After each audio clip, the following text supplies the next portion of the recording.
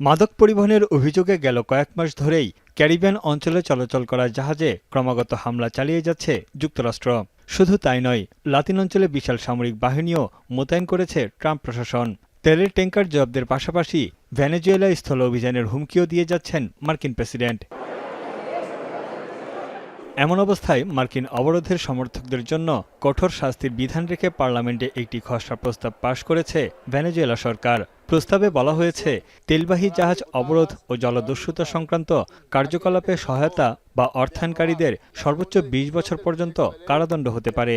এটি ভেনেজুয়েলার সামুদ্রিক বাণিজ্যকে সুরক্ষা দেবে বলে মন্তব্য করেছেন দেশটির প্রেসিডেন্ট নিকোলাস মাদুরো। মাদুরোর মতে, আন্তর্জাতিক চুক্তির প্রতিশ্রুতি রক্ষা করছে ভেনেজুয়েলা। তেলবাহী জাহাজে হামলাকে জলদস্যুতা উল্লেখ করে যুক্তরাষ্ট্রের কড়া সমালোচনা করেন তিনি। তার দাবি, জাতিসংঘের নিরাপত্তা পরিষদের গুরুত্বপূর্ণ ২ সদস্য ভেনেজুয়েলাকে ব্যাপক সমর্থন দিয়ে যাচ্ছে। Ha surgido con fortaleza propia que no le debemos a nadie. Yo no le debo un centavo a nadie. Nosotros no le debemos nada a nadie.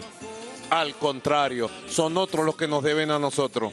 এদিকে জাতিসংঘের নিরাপত্তা পরিষদের বৈঠকে যুক্তরাষ্ট্রের প্রতিনিধি অভিযোগ করেন, মাদুরো এবং তার অবৈধ শাসন টিকিয়ে রাখতে অর্থায়নের বড় হাতিয়ার এই ট্যাঙ্কারগুলো, যেগুলোতে মাদক ও সন্ত্রাসী গোষ্ঠীর বিনিয়োগ আছে, যা যুক্তরাষ্ট্রসহ প্রতিবেশী দেশগুলোর জন্য গুরুতর হুমকি।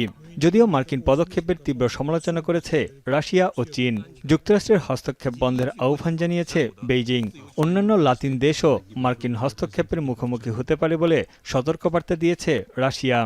Нам всем пытаются навязать ущербную логику о том, что одного решения американских властей достаточно, чтобы превратить суверенное государство в криминальное предприятие, любые силовые действия, в отношении которого বিশ্লেষকদের মতে, ভেনেজুয়েলার তেলের ট্যাঙ্কার জব্দ, অবরোধ ও হামলার ঘটনায় উল্টো যুক্তরাষ্ট্রই বিপাকে পড়বে। ভেনেজুয়েলার ভারী অপরিশোধিত জ্বালানি তেলের উপর বহু মার্কিন শিল্প প্রতিষ্ঠান নির্ভরশীল। এদিকে জ্বালানি তেলের উপর যুক্তরাষ্ট্রের এমন পদক্ষেপের তীব্র নিন্দা জানিয়েছে ভেনেজুয়েলার সাধারণ মানুষ। Venezuela puede subsistir vendiendo el petróleo a otra gente. O sea, Venezuela puede venderle a otros mercados, pero Estados Unidos necesita necesariamente... Él se mantuvo de ayer a hoy, he visto que es el mismo. Esperemos que no pase más allá, de verdad. Estamos en conflicto, tanto políticamente como social. No deberían hacer eso porque es nuestro... September থেকে Caribbean ও পূর্ব প্রশান্ত মহাসাগরে ২৬টিরও বেশি মাদকবাহী জাহাজে হামলা চালিয়েছে Pentagon.